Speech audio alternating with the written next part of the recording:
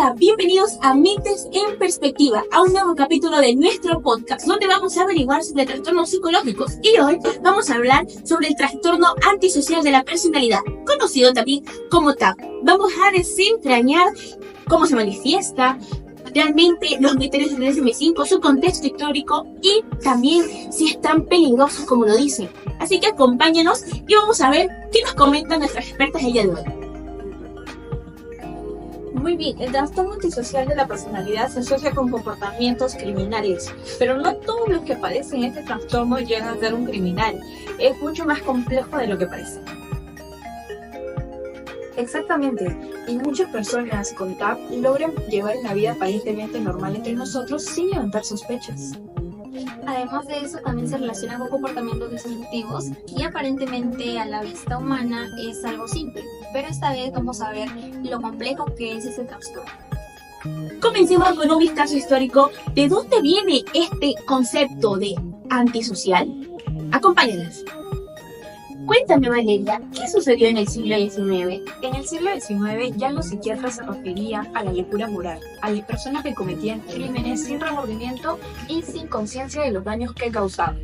Sí, pero no fue hasta el siglo XX en el que surgieron los términos psicopatía y sociopatía, en el cual su concepto no era muy bien definido, era un caos, como todo lo relacionado con el mente humano. Claro, pero en los años 80, el DSM-3 fue el primero en el que oficializó el trastorno antisocial de la personalidad. Y a partir de ahí fue donde se dio curso a lo que conocemos hoy como TAP. Por lo que vemos es un trastorno muy complejo. Entonces, ¿cómo sabemos que una persona tiene TAP?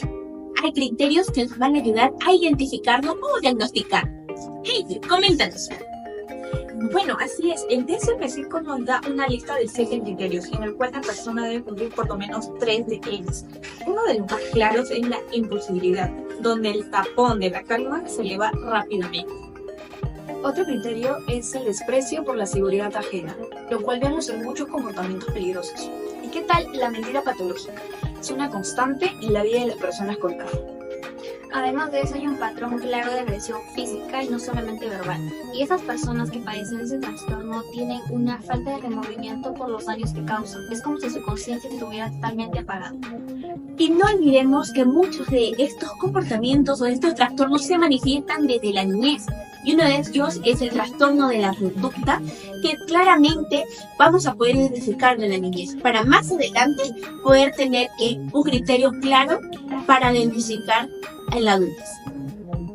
¿Y cuántas personas tienen TAP? ¿Es tan raro como dicen? Cuéntanos. Bueno, aunque parece algo raro, se estima que el 0.2% y el 3.3% de la población mundial presentan este trastorno, que es el TAP. Un dato importante es que lo presentan más los hombres que las mujeres y está muy relacionado con el delito. Es por ello que las personas que presentan este trastorno mayormente se encuentran tras las rejas. Pero atención, chicas, porque aunque la mayoría de las personas que tienen TAP tienen problemas con la ley, no todos lo hacen y se logra camuflar muy bien en la sociedad. Se vuelven líderes carismáticos, gerentes de grandes empresas o incluso políticos. Claro, pero aunque algunos no logran mejorar con el tiempo, porque recordemos que esto no tiene una cura fácil, incluso algunas personas no buscan tratamiento porque creen que sus conductas son demasiado normales, que no creen que necesitan ayuda. ¿Qué hace que alguien desarrolle el TAP? ¿Es genético o ambiental o tal vez una combinación? Escuchemos. Bueno, definitivamente es una mezcla de factores. En el lado biológico se habla mucho de la distorsión en el cerebro, particularmente en el lóbulo frontal, que es el encargado de regular las emociones y el control de impulsos, pero también el sistema límbico, que se encarga del miedo y de la empatía. Pero no todo es genética, el ambiente juega un papel crucial. Muchas de las personas que desarrollan TAP han crecido en entornos violentos o abusivos. La falta de apego temprano o el abuso infantil son factores de riesgo gigantes. Claro, es por eso que es un cóctel explosivo de vulnerabilidad, tanto genética como también factores ambientales. Ahora, recordemos que hay algunas personas que no pueden superar esto. Y un dato importante es que no lleva una intervención temprana tiene muchas más probabilidades de contraer ese trastorno. Ahora, ¿cómo podemos diferenciar el trastorno antisocial de la personalidad del trastorno límite de la personalidad? Incluso con el trastorno narcisista, estos suelen ser similares o confundirlos. Así que, ¿cómo podemos diferenciarlo, chicas? Buena pregunta. El trastorno de la personalidad antisocial y el trastorno límite de la personalidad pues son muy similares, ya que se caracterizan por esas conductas impulsivas. Sin embargo, el trastorno de la personalidad antisocial se diferencia por esa falta de remordimiento, y el trastorno límite pues suele tener ese miedo al abandono. Claro, el trastorno narcisista también puede confundirse con el TAP, pero el narcisista busca admiración y validación externa, mientras que el TAP busca satisfacción personal sin preocuparse por los demás.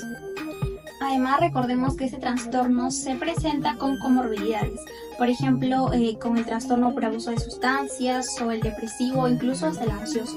En fin, es un cóctel complejo y es algo muy difícil de comprender, pero para eso necesitamos una evaluación más detallada.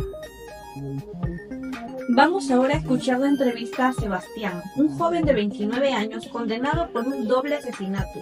Esta entrevista revela los rasgos clásicos de un individuo con TAP. Sebastián, cuéntame, ¿qué ocurrió esa noche en la gasolinera? Bueno, entré, pedí que abrieran la caja, el chico titubeó y no hice más que dispararle. La chica también gritó y le disparé. Así que tomé el dinero y salí. ¿Y sientes culpa o remordimiento? Sinceramente no, porque no eran personas importantes para mí. Simplemente quería cumplir con mi objetivo.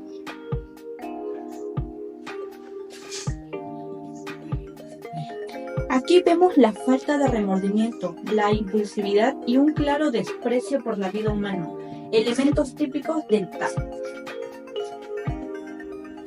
El caso que acabamos de ver es uno de muchos y vemos lo peligroso que puede ser. Y saben, para este tipo de personas, para ellos puede ser muy normal vivir de esta manera, pero se va a complicar para las personas que viven a su alrededor y sobre todo sus familiares. Pues es un trastorno complicado de tratar y la intervención temprana puede hacer la diferencia, pero es muy difícil tratar o cambiar una conducta, el patrón de una conducta tan arraigada. Claro, y aunque muchos logren una vida tranquila, la mayoría necesita tratamiento, ya que no es un trastorno que se resuelva por sí solo. Así que si alguna vez te encuentras con alguna persona que tiene un comportamiento muy frío o distante, no prejuzguemos y digamos tiene un mal comportamiento, sino pongámonos a pensar y analizar de que podría ser un trastorno de personalidad antisocial. Gracias por acompañarnos el día de hoy en Mentes en Perspectiva. No te puedes perder el siguiente capítulo. Nos vemos.